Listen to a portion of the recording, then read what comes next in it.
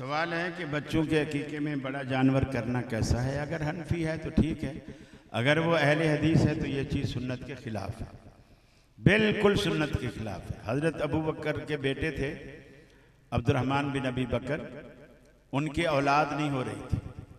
आखिर शादी के कई साल बाद अल्लाह ने बेटा दिया तो उन्होंने खुश होकर के कहा कि मैं तो अपने बेटे के अकीके में ऊँट ज़िबा करूँगा, ऊँट ज़िबा करूँगा। हज़रत आयशा सिद्दीक़ा रज़ियल्लाहु ताला अन्हा ने फरमाया, मैं तुझे कभी ऊँट ज़िबा नहीं करने दूंगी, वही करो जो रसूलुल्लाह सल्लल्लाहु अलैहि वसल्लम ने किया है। लड़के की तरफ से एक बकरा या बकरी, लड़के की तरफ से 2 बकरे या बकरियां, और लड़की की तरफ से 1 बकरा या 1 बकरी। और अगर कोई गरीब आदमी हो, पैसे ना हो, तो लड़के की तरफ से भी वो 1 कर सकता है। सुन्नत यही है, बड़ा जानवर जो करेगा वो हिस्से करेगा, 10-12 बच्चे इकट्ठे करेगा, 7 बच्चे कम से कम इकट्ठे करेगा, और फिर 7 बच्चों का इकट्ठा अकीका करेगा। जबकि अकीके के लिए जान की शर्त है। गाय भले बड़ी है, जान उसकी एक है, वो एक ही जान है। तो आप हाँ, कुर्बानी में शरीयत ने जान की शर्त नहीं रखी, वहां हिस्सा चल जाएगा, लेकिन अकीके में हिस्सा नहीं चलेगा। जज़ाकुमुल्लाह। किस्मत में जो लिखा हो वही मिलता है, तो क्या खुदकुशी करने वाले की किस्मत में खुदकुशी लिखी थी? पहली बात तो यह है कि तकदीर में हमारे ये नहीं लिखा कि ये खुदकुशी करे, ये नहीं लिखा। और ना तकदीर में ये लिखा है कि ये रेलगाड़ी की पटरी पे जाकर लेटे और इसके ऊपर से खैबर मेल गुजर जाए, ये नहीं लिखा। तकदीर में अल्लाह ने अपना इल्म लिखा है कि ये ऐसा करेगा। अल्लाह ने ये नहीं कहा ये ऐसा करे, अल्लाह ने खबर दी, हुक्म नहीं दिया। ये ऐसा करेगा, रेलगाड़ी की पटरी पे लेटेगा, रेलगाड़ी आएगी, ऊपर से गुजर जाएगी, इसके धड़ के 4 टुकड़े हो जाएंगे। ये अल्लाह ने खबर दी, ये उसका इल्म है कि चीज के होने से पहले उसे पता चल जाता है। जैसे ये आज आपके जलसे की तकदीर में ये भी लिखा था कि इतना घंटा बिजली जाएगी, जनरेटर भी इनको नहीं मिलेगा, इतनी देर तक अंधेरा रहेगा। तकदीर में ये नहीं लिखा कि अंधेरा रहे, अंधेरा रहेगा, खबर है। ये अल्लाह का इल्म है और अल्लाह का इल्म सही है। बाकी खुदकुशी करने वाला, उसको तो अल्लाह ने नहीं बताया ना कि मैंने तेरी तकदीर में खुदकुशी लिखी है, लिहाजा जाके नहर में डूब जा। वो तो अपनी मर्जी से जा रहा है ना। जब उसको रिश्ता नहीं मिलता फिर अब्बा से कहता है, अच्छा फिर ऐसे तो ऐसा से, अगर चाचा की बेटी से शादी नहीं कराते ना, मेरी फिर लाश ही देखेगा। तो वो तो अपनी मर्जी से जा रहा है ना।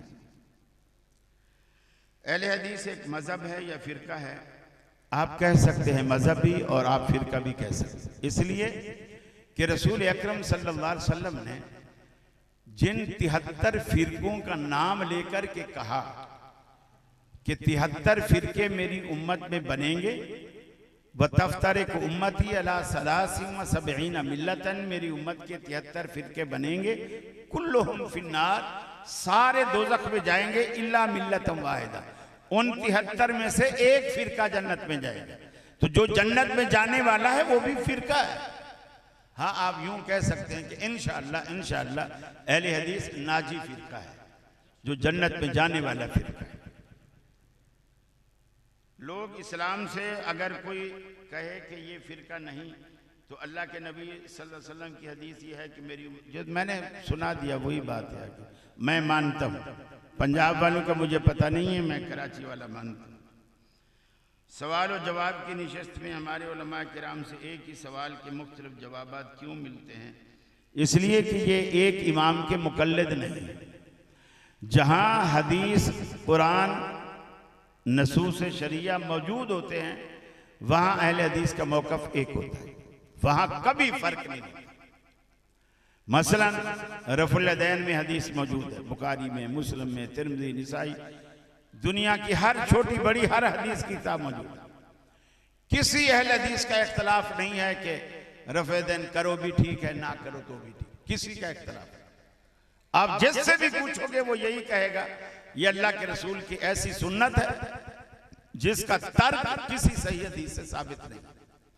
इख्तलाफ अहले हदीस का सिर्फ उस मसले में होता है जिस मसले में या कुरान की आयत वाज़े ना हो या हदीस वाज़े ना हो और वो मसला इज्तिहादी हो। तो फिर जाहिर बात है मेरा जहन, मेरी जहनी सतह अलग है, मेरे उस्ताद की जहनी सतह अलग है, मेरे हम असर दीगर उलमा की जहनी सतह अलग है। फिर वो जब अपने उससे इज्तिहाद करेगा, कभी उसका इज्तिहाद सही बैठता है, कभी गलत बैठता है। फिर भी अल्लाह के रसूल ने फरमाया अगर कोई मुज्तहिद इज्तिहाद करता है इखलास के साथ, सही बैठता है, अल्लाह उसको 2 अजर देता है, और अगर गलत बैठता है तब भी अल्लाह ताला उसके इखलास की वजह से उसे 1 अजर जरूर देता है। तो अहले हदीसों का इख्तलाफ सिर्फ वहां होता है जहां हदीस मौजूद ना हो। जी, असल में जो मुकल्लिद होते हैं ना, वो 50 भी होंगे तो उनका 1 वोट होगा, जो इमाम का वोट होगा वही सबका वोट होगा। अब ये जो हैं गैर मुकल्लिद, ये 50 भी हैं तो इनके 50 वोट ज़हन में रखें। यहाँ कोई इमरान खान को डालेगा तो कोई नवाज शरीफ को डाले आएगा, ये अलग मामला है। ये इनके वोट ही अलग है, क्योंकि ज़हन हर बंदे का अलग काम करता है। जहां कुरान और सुन्नत आ जाए फिर ये अपनी अकली घोड़े दौड़ाना छोड़ देते हैं। सूद की कमाई जो कमा कर किसी मुलाजिम को दी जाए, क्या वो हराम है? देखिए, मुलाजिम अपनी मुलाजमत की जो है वो मजदूरी ले रहा है। अब सेठ ने कहाँ से कमाया, मुलाजिम को इसका ना कुरेदना चाहिए ना पता लगाना चाहिए। उसके लिए उसकी मेहनत की कमाई है, वो हलाल। वल्लाहु अअलम बिस्सवाब। नमाज में दरूद शरीफ के बाद मादरी जुबान में दुआएं मांग सकते हैं? हरगिज़ नहीं। आप तो मादरी जुबान में कह रहा हूं, मैं कह रहा हूं कोई मदीना यूनिवर्सिटी के लड़के अगर अरबी जुबान में भी उसको बना के अरबी बना के उसको दुआएं पढ़ें तो भी नमाज नहीं। इसलिए कि आप अरबी बनाएं वो भी ऐसे है जैसे आपने पंजाबी में दुआ की, उर्दू में दुआ की, सिंधी में दुआ की। आप नमाज में मसनून दुआएं पढ़ें और वही दुआएं पढ़ें जो अल्लाह के रसूल ने पढ़ी हैं। हाँ, ये अलग बात है, अल्लाह के रसूल ने किसी और मौके पे, हज के मौके पे, किसी और मौके पे दुआ मांगी हो, आपको वो मानी के लिहाज से अच्छी लग रही है और आप उसे नमाज में मांगना चाहते हैं तो आप दरूद के बाद उसे मांग सकते हैं। लेकिन वो दुआ एक दफा रसूलुल्लाह की जुबान से जरूर निकली। गैर मसनून दुआओं से आप बचें। इनकी कोई हद भी रखो, मेरे बाद जलसा भी है अभी।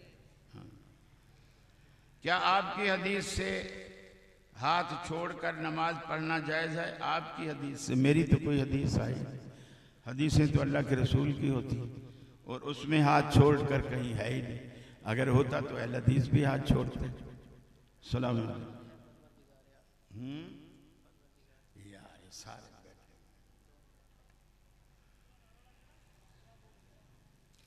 अब फरमाइशी प्रोग्राम शुरू हो गया।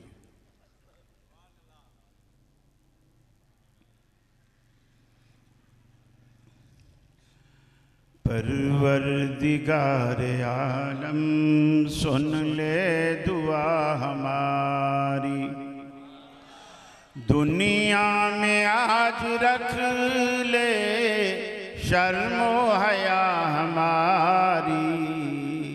परवरदिगार आलम सुन ले दुआ हमारी, इस्लाम का सिपाही या रब हमें बना दे, इस्लाम का सिपाही या रब हमें बना दे। कर ले कबूल या रब ये इल्तिजा हमारी। परवरदिगार आलम सुन ले दुआ हमारी, तालीम दी कशैदा हो जाए हर मुसलमान, तालीम दी कशैदा हो जाए हर मुसलमान। तुझसे सदा रही है ये इल्तिजा हमारी, परवरदिगार आलम सुन ले दुआ हमारी।